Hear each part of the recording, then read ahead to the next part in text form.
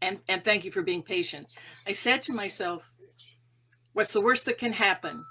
I could die. Is that likely? No, it isn't. I'm not going to die from this interview. And so then I said, okay, Lynn, what's the worst that can happen? And I said, I don't know, Lynn. I could have a heart attack and they have to bring in the paramedics. Is that likely to happen? No. Okay, so much for that. Okay, Lynn, what's the worst that can happen? The worst that can happen is she doesn't like me and she asks me to leave right away. I said, well, is that likely to happen, Lynn? No, it's not. Then what's the worst that can happen? The worst that can happen is she says, I'm too busy to see you right now. And can you come back next week? Well, next week was too late for our proposal to come through. And I said, well, is that likely? Because she's very powerful. No. Well, then what's the worst that can happen? And I kept going down and down and down to all the worst scenarios, my little shadow self could think of all these worst scenarios. And I kept talking myself down. And the more I talked myself down, the freer I began to feel. And the more my heart space began to expand. And finally, I said, what's the worst that can happen, Lynn? And I said, nothing, let's do this. So I went up in the elevator, went into her office full of love. And I sat down and I saw a picture of a dog on her desk. And I said, is that your critter? And she said, yes, it is. And I said, oh my God, I love critters. And we started to talk about critters. And eventually she said, oh, tell me about this mystery thing. It sounds like a lot of fun. And I told her about the proposal. She said, oh, that sounds great. She said, listen, I want you to meet so-and-so. And she's in the next big office. And this was an even more powerful woman in the big corner office. And she said, I want you to show her a picture of your doggie. And I went into this big office.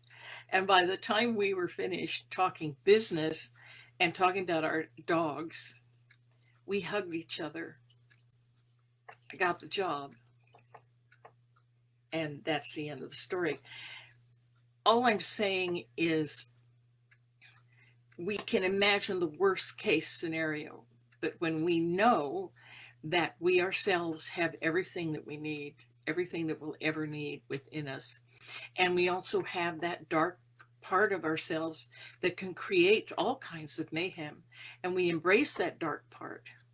Because look at the Zen symbol. There's a little dot in the yin and a little dot in the yang.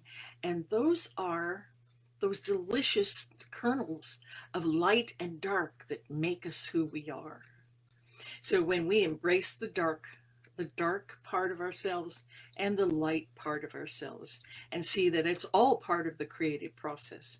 And when we are non-resistant to our good and eliminating thereby fear, we're kind of set.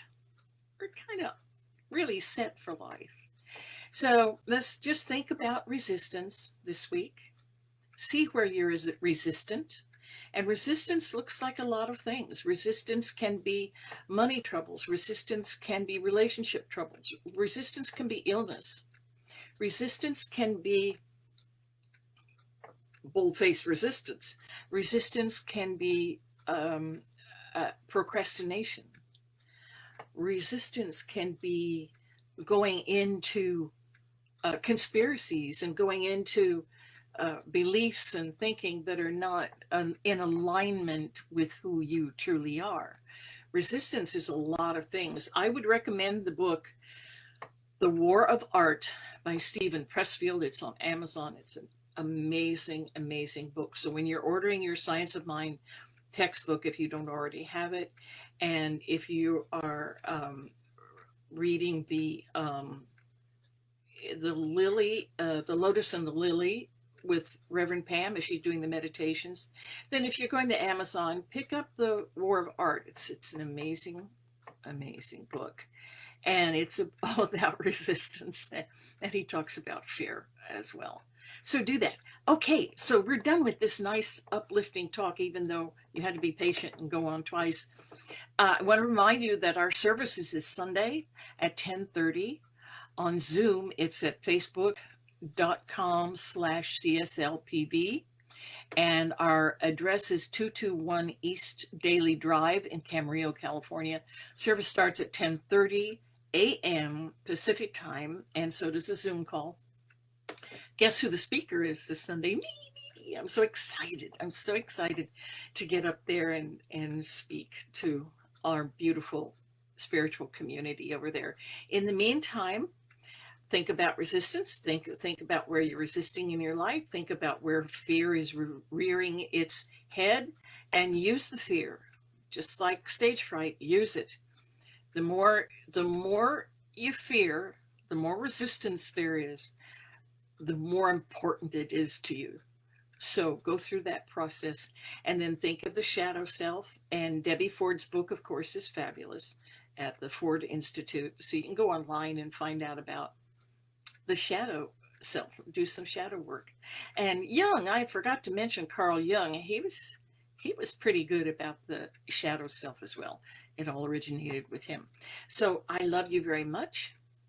And so begins the lesson. Namaste.